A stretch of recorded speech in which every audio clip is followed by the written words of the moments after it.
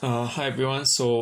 I'm making this video about narcissism and generational curses as an extension from an earlier video that I made some time back, months ago, and I actually got cut off actually in the earlier video because of some stupid thing with this new phone which keeps on having this thing, the request asking me to upgrade it, and no, I'm not upgrading. But okay, let's go back to the point about narcissism and generational curses.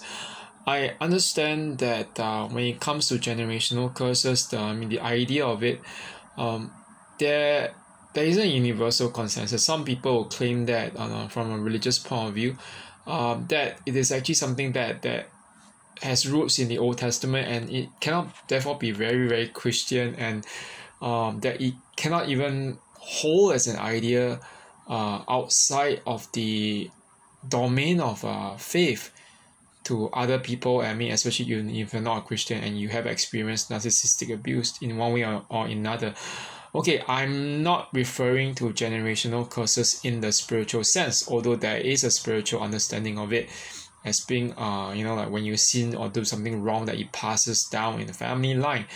But what I mean by narcissism being a form of generational curse is that, okay, if you look at it from a very pragmatic point of view, in a family unit, when you have one or more narcissists in the family unit, there is always that very strong likelihood that these narcissists have actually inherited their narcissism from prior, family member who taught them or groomed them in their ways, and this narcissist might actually continue to actually perpetuate that particular narcissistic cycle.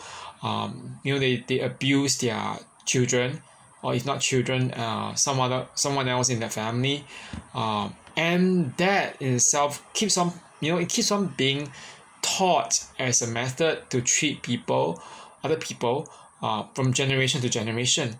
Okay, so that's not a spiritual thing. That's actually from a very pragmatic and very psychological point of view, in terms of like upbringing of people, of the children, or even how the adults actually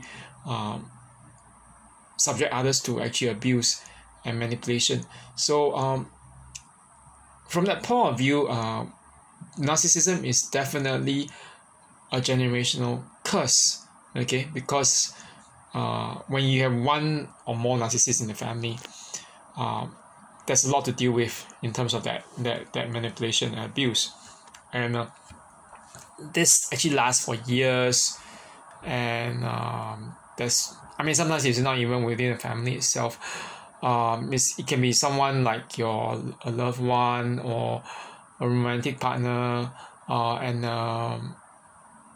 can be even a friend, a very close friend, and any inability to actually heal that trauma, or to actually address it on the part of the victim or the survivor, would also open up a doorway for subsequent generations to keep on adopting the same coping mechanisms with regards to this. So I think that it's very important that we learn how to have ways to actually break that generational curse. Okay, I'm not going to speculate on any religious ways to do that. That's for a spiritual advisor, but for me, the one obvious way in which I think it starts off the whole ball rolling when it comes to really cutting off that so-called generational curse of narcissism is actually simply no contact. It's very simple as that. I know that people think, but but why can't we change the person?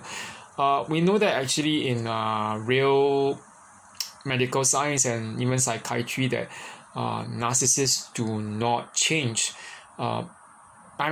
They change maybe in the so-called coping mechanisms or ways to actually present themselves when they've gone through counseling or therapy with someone, but in essence they still remain a narcissist. So yeah, once a narcissist, always a narcissist.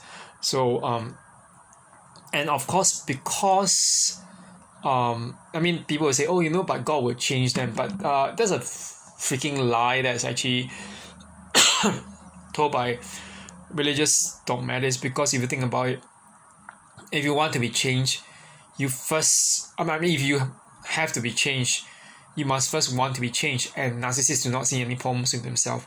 If you don't see a problem with yourself, you don't want to be changed. Okay, so yeah, so basically there's no way to actually break that generational curse by actually hanging on in the relationship, hoping that, you know, like counseling, religious, I mean, whether it's like a psychological counseling, or whether it's actually counseling from religious leaders or whatever, I mean, or even that is some idea of a miracle from God.